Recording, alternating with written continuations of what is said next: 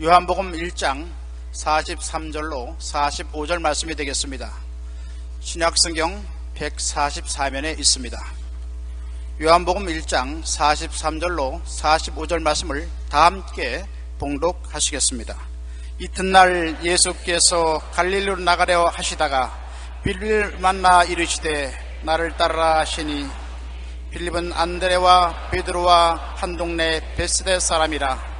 빌립이 나다나엘을 찾아 이르되 모세가 율법에 기록하였고 여러 선자가 기록한 그 일을 우리가 만났으니 요셉의 아들 나사렛 예수니라. 아멘. 내가 메시아를 만났다, 이 제목으로 말씀을 나누고자 합니다. 만남은 크고 작은 변화를 가져옵니다.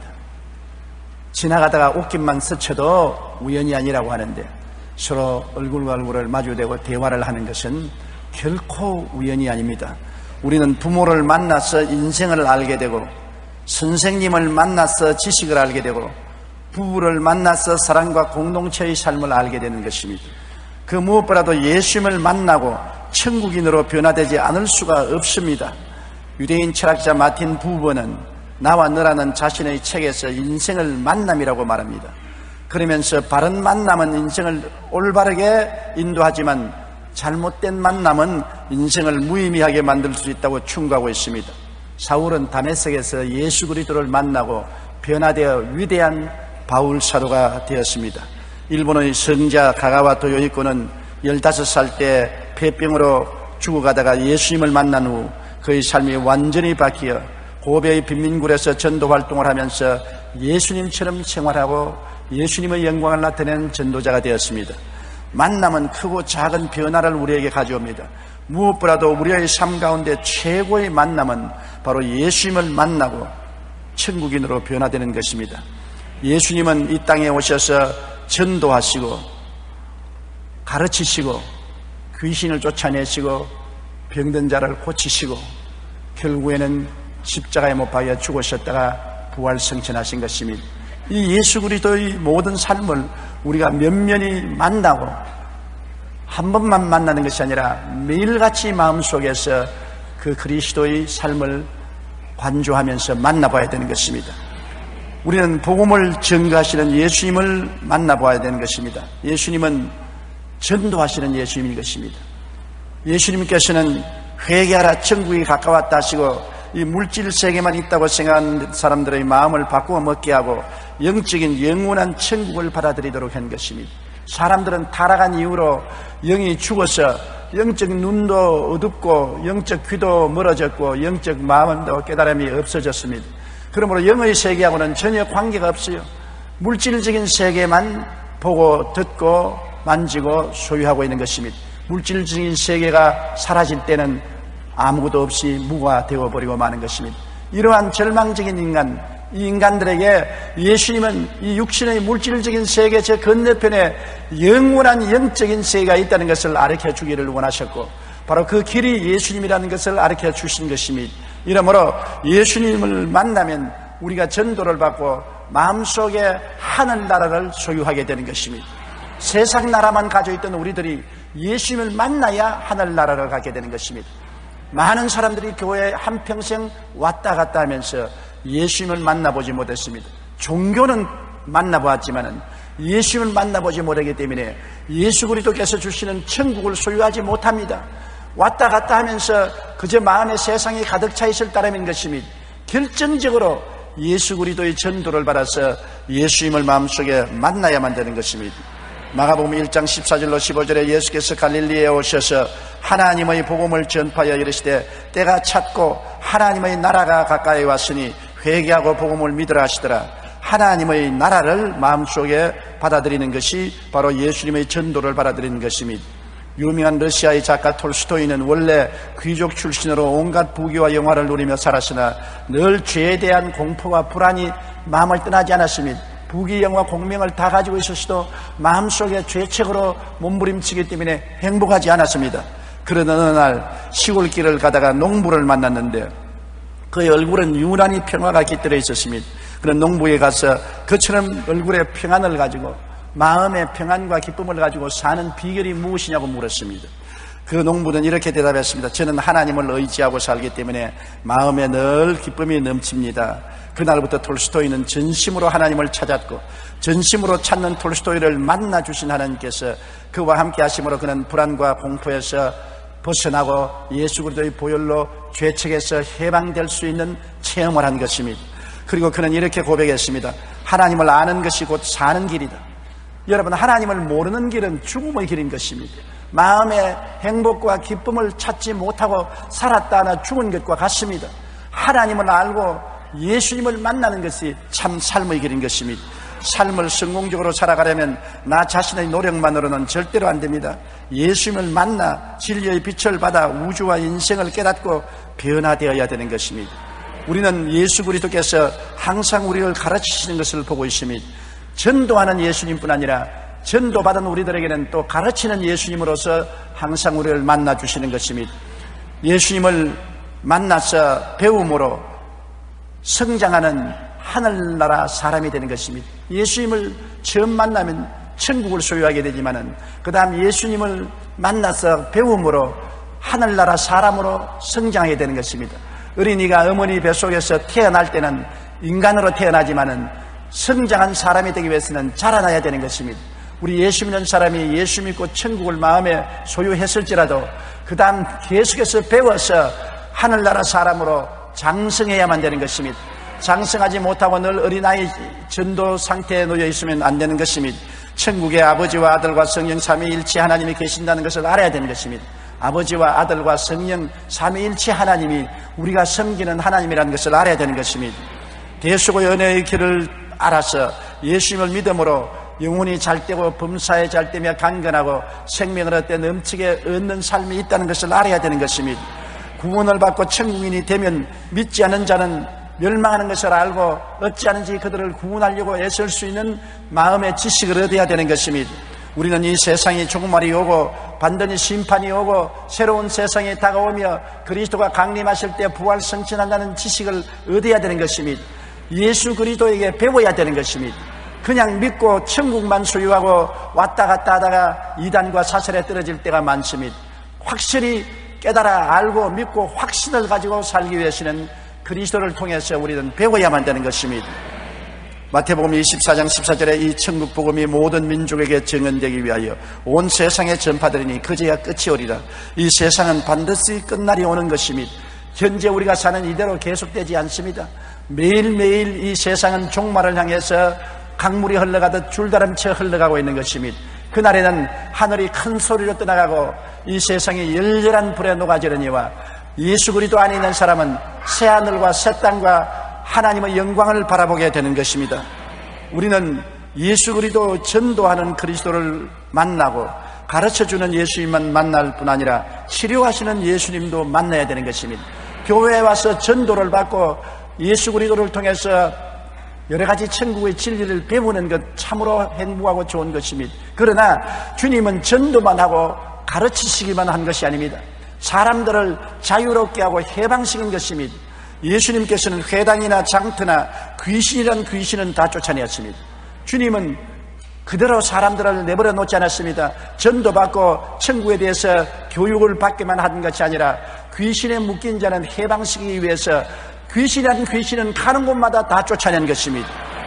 누가복음 4장 33절로 35절에 회당에 더러운 귀신 들린 사람이 있어 크게 소리 질러 이르되 아 나사렛 예수여 우리가 당신과 무슨 상관이 있나이까 우리를 멸하러 왔나이까 나는 당신이 누구인 줄 아노니 하나님의 거룩한 자니이다. 예수께서 꾸짖어 이르시되 잠잠하고 그 사람에게서 나오라 하시니 귀신이 그 사람을 무리 중에 넘어뜨리고 나오되 그 사람은 상하지 아니한지라. 예수님께서는 귀신과 사람들이 함께 사는 것을 절대로 용납하지 않았습니다. 아람과 하와가 타락한 이후로 사람들은 하도 오래 귀신과 같이 살았기 때문에 귀신이 형제와 같고 친척과 같고 친구와 같이 되어서 아무 허물 없이 귀신과 같이 지납니다.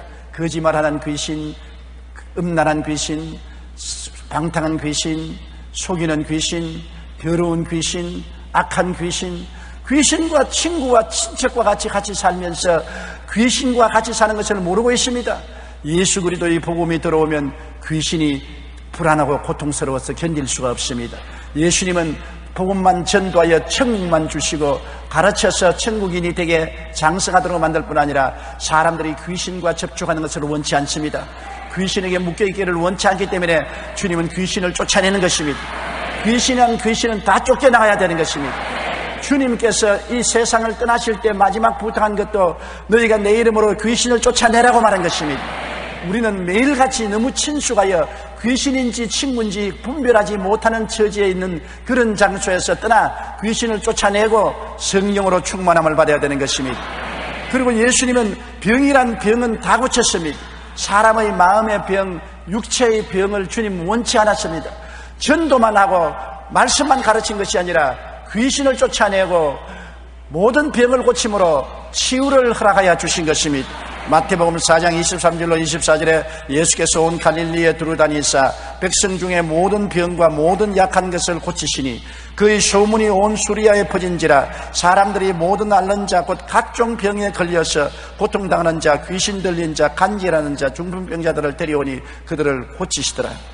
예수님이 가시는 곳마다 병든 자들이 때를 지어 왔습니다. 오늘날 교회는 병든 자가 오는 곳입니다. 마음의 병든 자, 육체의 병든 자들이 예수님을 만나러 오는 것입니다. 예수님을 만나서 천국만 얻는 것이 아니라, 예수님을 만나서 교육만 받는 것이 아니라, 예수를 만나면 귀신에서 자유를 얻고 온갖 병에서 고침을 받기 때문에 주님을 찾아오시는 것입니다. 주님은 심지어 죽은 자도 살리신 것입니다.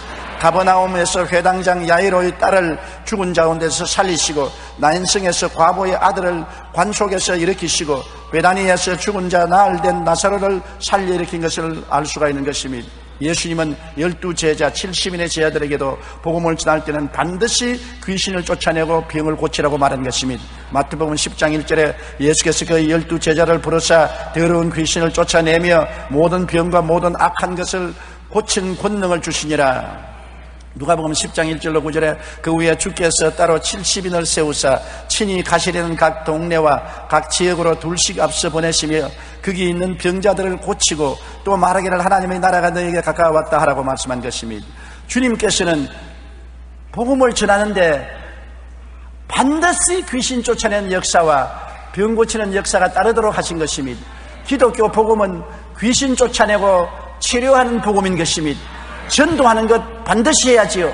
가르치는 것 반드시 해야지요. 그러나 그것만 하고 두 손을 틀어버리는 성도들과 주의 종과 교회가 많습니다. 교회는 그냥 전도하고 가르치는 곳이다. 귀신을 쫓아내고 병 고치는 것은 옛날 초대교회나 있었지 지금은 없다. 그런 말을 합니다. 초대교회 예수님 다르고 지금 예수님 다릅니까? 예수 그리스도는 어제나 오늘이나 영원토록 동일하다고 히브리서 13장 8절에 말하고 있는 것입니다.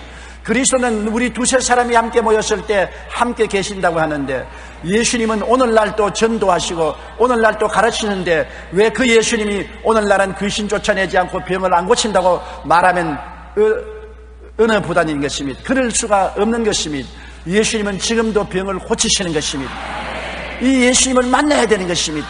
전도하는 예수님도 만나고 가르치는 예수님도 만나지만 귀신을 쫓아내고 병을 고치는 예수님을 만나서 귀신과 병에서 자유와 해방을 얻는 여러분이 되셔야만 하는 것입니다. 그 다음 우리는 고난당하시는 예수님을 만나야 되는 것입니다. 고난당하는 예수님을 만나야 우리 가슴이 찡하게 얼마나 주님이 우리를 사랑해 주시는가를 깨달을 수 있는 것입니다. 그냥 가르치시고 전도하시고 귀신을 쫓아내시고 병 고치는 예수님을 만나면 기적을 받고 은혜를 받고 감사하지만은, 고난의 예수님을 만나면 우리 마음속이 무너지고 깨어지고 주님의 그 감격적인 사랑에 흐느껴 울게 되고 헌신하게 되는 것입니다. 예수님께서 대제사장의 뜰에서 얻어맞고 모욕을 당하신 것을 생각하십시오. 예수님은 하나님의 아들이신 것입니다. 무엇 때문에 대제사장의 뜰에 끌려가서 수염이 뽑히고 침뱉음을 받고 얻어맞을 필요가 있습니까? 주님이 여러분과 날 구원하기 위해서 당신 자신을 희생제물로 내놓았기 때문에 그런 것입니다. 예수 모욕당하는 것은 내 때문에 모욕당한 것입니다. 침뱉음을 받고 매를 맞은 것은 나 때문에 그렇게 된 것입니다.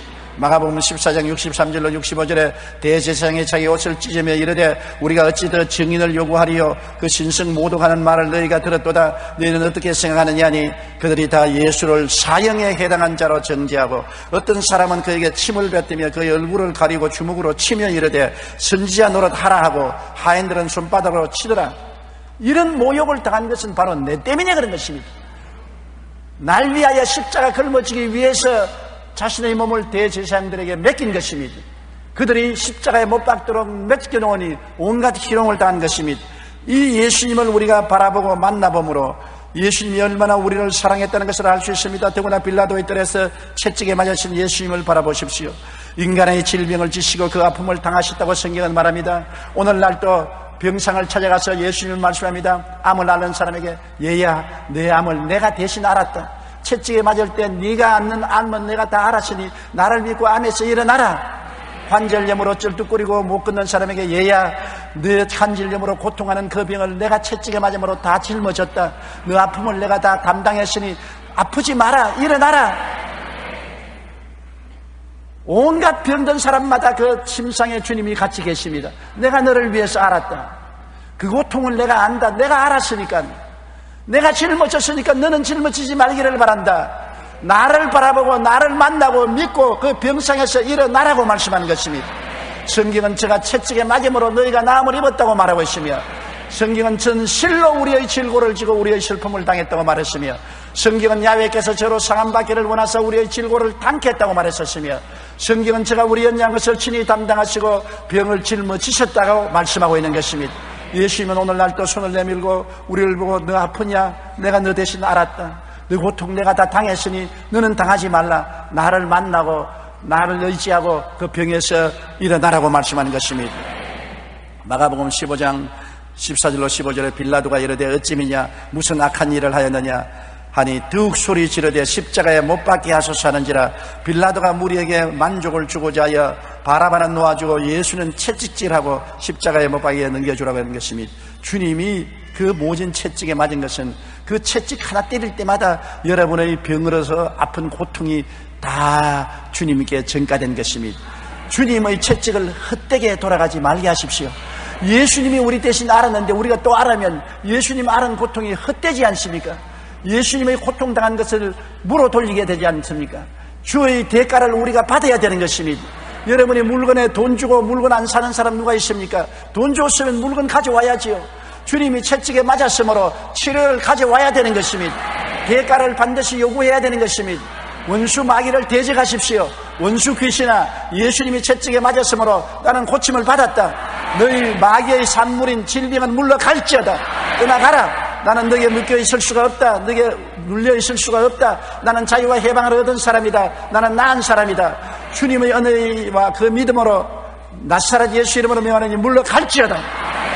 우리는 진리를 알면 진리가 우리를 자유케 하는 것입니다. 모르고 헛된 소리 하면은 협박 공갈이라고 생각합니다만 명명백백이 알고 명하는데 마귀가 안 떠나갈 수 없는 것입니다. 알아야 돼요. 모르면 안 돼요.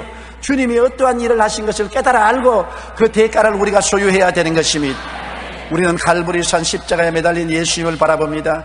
인간이 하나님을, 악인이 의인을, 죽을 인생이 영생하는 하나님을 못 박는 그런 우스꽝스러운 일이 일어날 수가 있습니까? 어떻게 자기를 지은 하나님을 사람이 못 박습니까? 어떻게 의로운 하나님을 죄 덩어린 사람이 십자가에 못 박습니까? 어떻게 죽을 인생이 영생하는 하나님을 못 박았습니까? 그것은 예수님이 우리 대신하여 그 자신을 내어놓았기 때문인 것입니다. 예수님께서 우리에게 의롭게 해주시기 위해서 스스로 죄인 짐을 짊어졌었습니다. 예수님께서 우리에게 영생을 주기 위해서 스스로 죽음을 자치한 것입니다. 십자가를 바라보고 우리는 예수 그리스도를 만나야 되는 것입니다. 찌그러진 얼굴, 가시가 늘쓰시고 피 흘리는 그 모습, 양손과 양발에 대못에 박혀서 늘어진 그 모습, 온 전신이 고통으로 몸부림치는 그 모습을 우리는 바라보고 예수님을 만나야 되는 것입니다.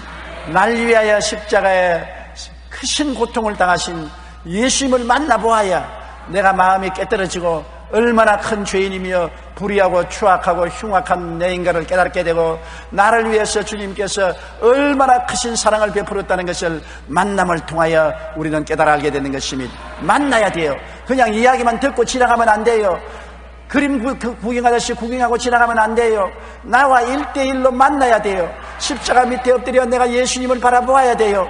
날 위해서 십자가에 못 박힌 예수님을 바라봐야 돼요. 우리가 아닌 것입니다. 전 인류를 위한 것이 아닙니다. 나 한 사람을 위해서 십자가에 못 박여 고난당한 예수님을 바라보고 만나야 되는 것입니다.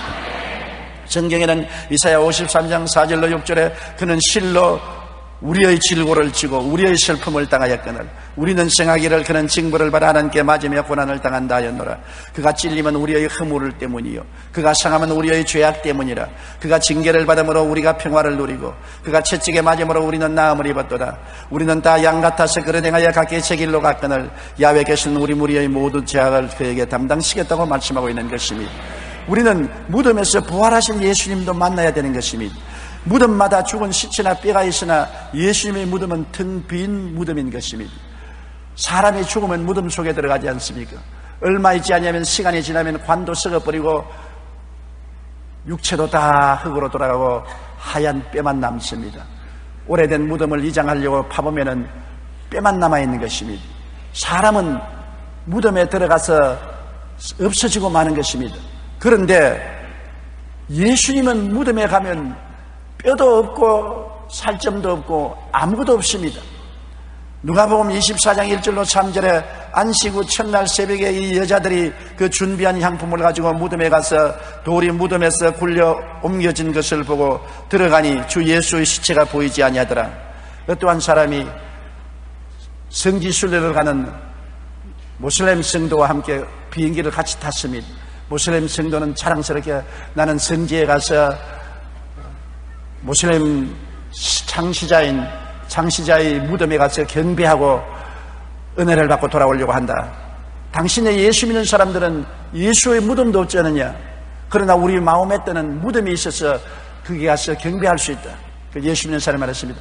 당신은 마음에 뜨는 무덤을 보러 가지만은 나는 텅 빈 무덤을 경배하러 간다. 예수님은 무덤에 계시지 않고 살아나서 부활해서 천국에 올라가 아버지 보좌 우편에 앉아 계신다.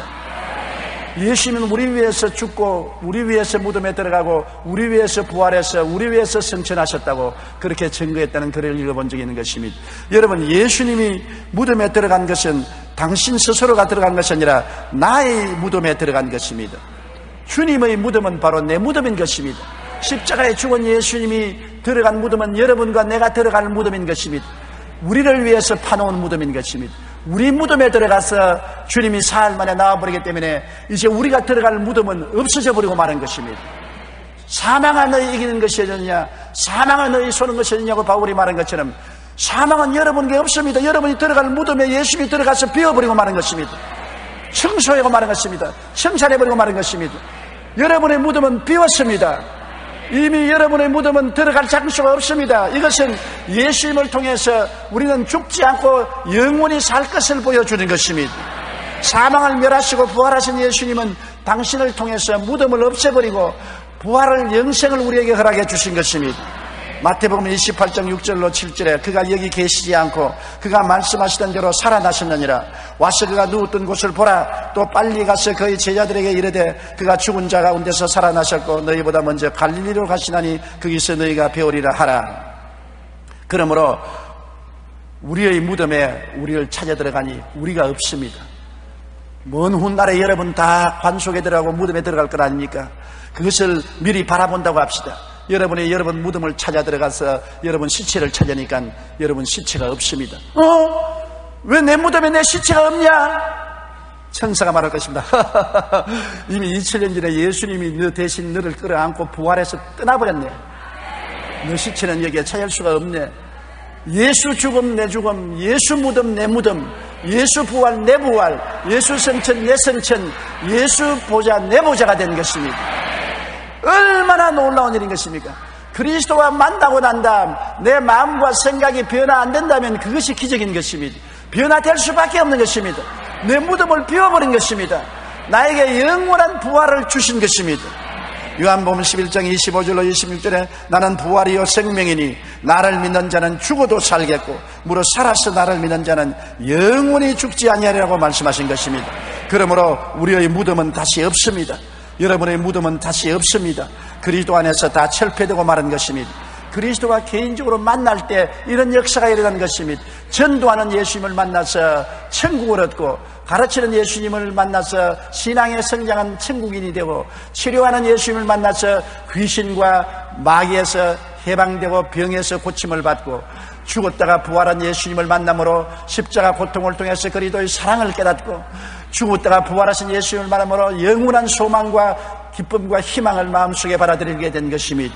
그러므로 예수님을 만나면 변화를 받게 돼 있어요. 진리의 빛을 받아 우주와 인생을 안 깨달을 수가 없는 것입니다. 옛날에는 땅만 바라보고 살았습니다.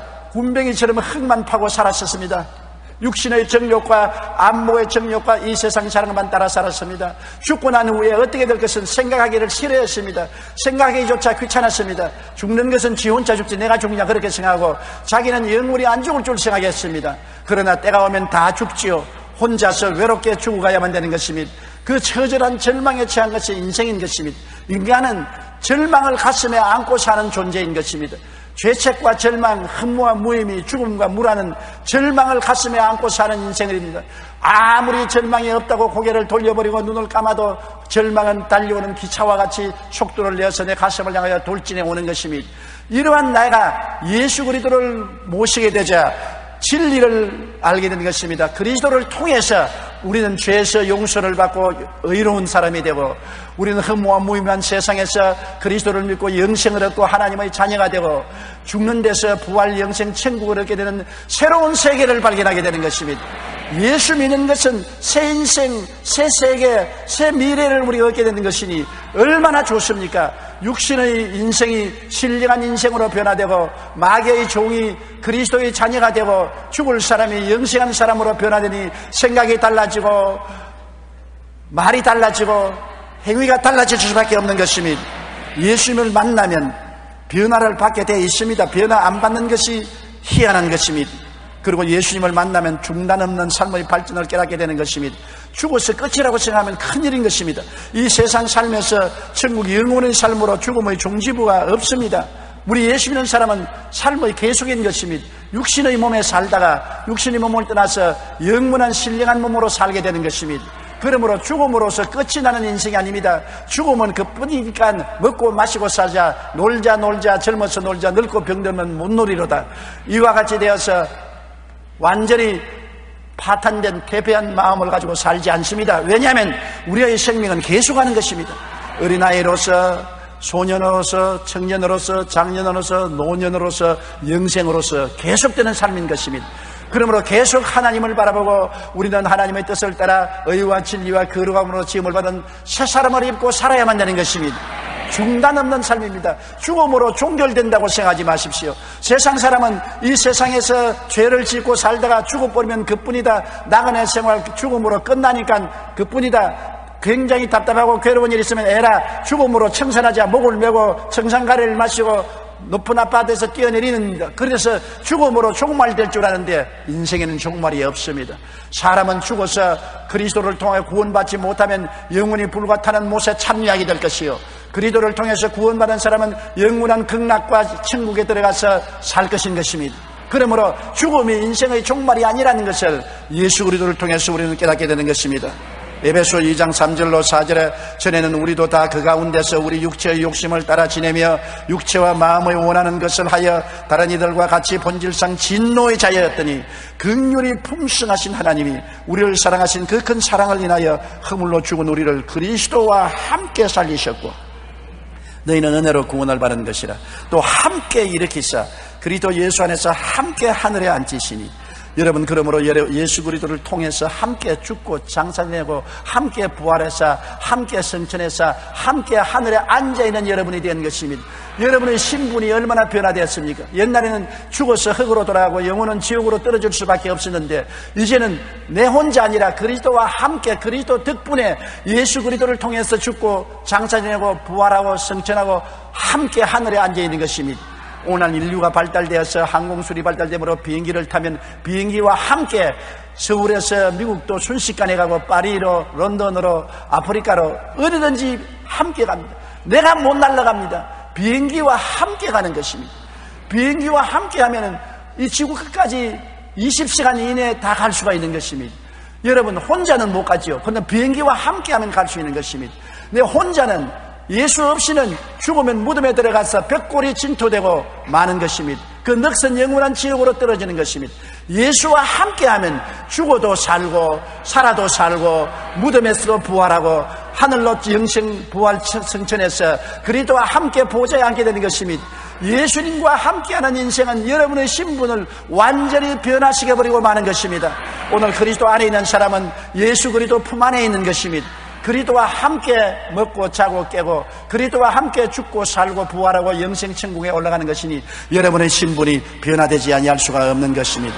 그리고 우리는 삶의 목적과 의미가 가치가 달라지는 것입니다. 이제 예수 그리스도를 믿고 사는 생활은 사는 목적이 천국 가서 하나님을 섬기고 영원히 사는 것이 삶의 목적이지 이 세상에 살다가 죽어 없어지는 것이 삶의 목적이 아닌 것입니다. 삶에 무슨 의미가 있습니까?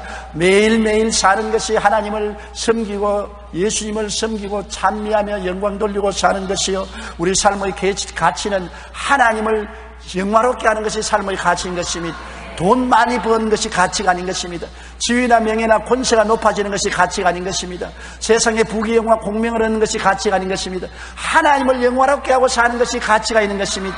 하나님 뜻을 쫓아 한 사람이라도 전도하는 것이 가치 있는 것이요, 기도하는 것이 가치 있는 것이요, 11조 드리는 것이 가치 있는 것이요, 주의 사업을 위해서 이웃을 내 몸같이 사랑하는 봉사생활을 하는 것이 가치 있는 것이요, 가치관이 달라지는 것입니다. 가치가 나 중심의 가치가 아니라 하나님과 예수 그리스도를 중심으로 하고 사는 것이 가치가 되는 것입니다. 하나님과 그리스도를 섬기는 것이 삶의 목적이요, 하나님과 그리스도를 기쁘게 하는 것이 삶의 의미요, 하나님과 그리스도를 영화롭게 하는 것이 삶의 가치가 되는 것입니다. 그리고 우리의 삶은 영원한 천국에 들어가서 살 것입니다. 요한복음 14장 2절로 3절에 내 아버지 집에 거할 곳이 많도다. 그렇지 않으면 너에게 일렀으리라. 내가 너희를 위하여 거처를 예비하러 가노니 가서 너희를 위하여 거처를 예비하면 내가 다시 와서 너희를 내게로 영접하여 나 있는 곳에 너희도 있게 하리라. 얼마나 놀랍습니까? 하나님과 예수님을 섬기고 예수님을 기쁘게 하는 사는 삶은 정말 즐거운 것 아닙니까? 마태복음 22장 37절에 예수께서 이르시되 내 마음을 다하고 목숨을 다하고 뜻을 다하여 주 하나님을 사랑하라. 마태복음 6장 33절에 너희는 먼저 그 나라와 그 의를 구하라. 그리하면 이 모든 것을 너희에게 더하시리라. 우리는 완전히 예수님과 함께 사는 인생인 것입니다. 복음을 전가하고 천국에서 상받는 삶이 얼마나 좋습니까? 디모데후서 4장 2절에 너희는 말씀을 전파하라. 때를 얻든지 못 얻든지 항상 힘쓰라. 8절에는 이제 이후로 나를 위하여 의의 면류관이 예비되었으므로 주 곧 의로우신 재판장이 그날에 내게 주실 것이며 내게만 아니라 주의 나타나심을 사모하는 모든 자에게니라. 이처럼 그리스도를 위해서 사는 것이 우리 삶의 전부가 되어야 되는 것입니다. 아침에도 예수로 잠을 깨게 하시고 저녁에도 예수로 잠을 자게 하시네. 예수님 내 주여 내 중심에 오셔서 예수님 한 분만으로 만족하나이다. 그리스도만이 우리에게 영원히 변치 않은 가치가 되는 것입니다.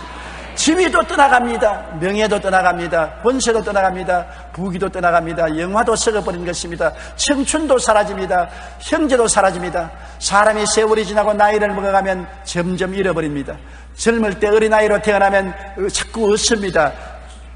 유치원에 가서 얻고 초등학교에 가서 지식을 얻고 중등학교, 고등학교, 대학교, 그 다음에는 사회에서 취직을 하여 얻고 그 다음에는 아내를 얻고 자식을 얻고 지위를 얻고 명예를 얻으나 사람이 50이 넘으면은 그 다음에는 잃기 시작하는 것입니다.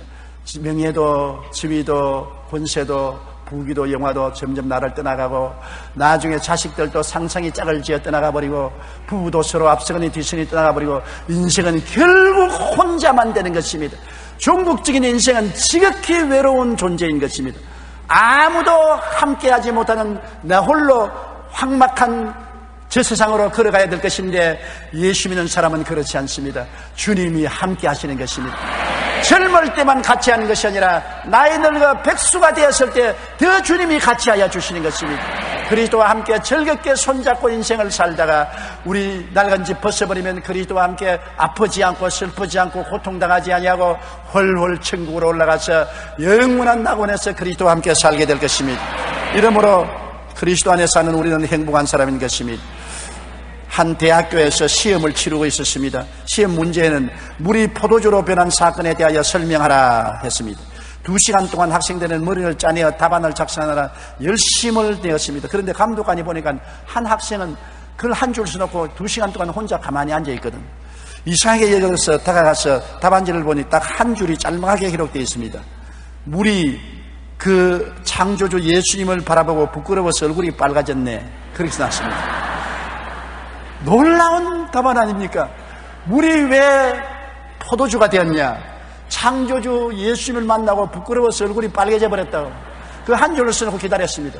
그 글을 쓴 사람이 누구냐? 저 유명한 시인 바이론이었었습니다.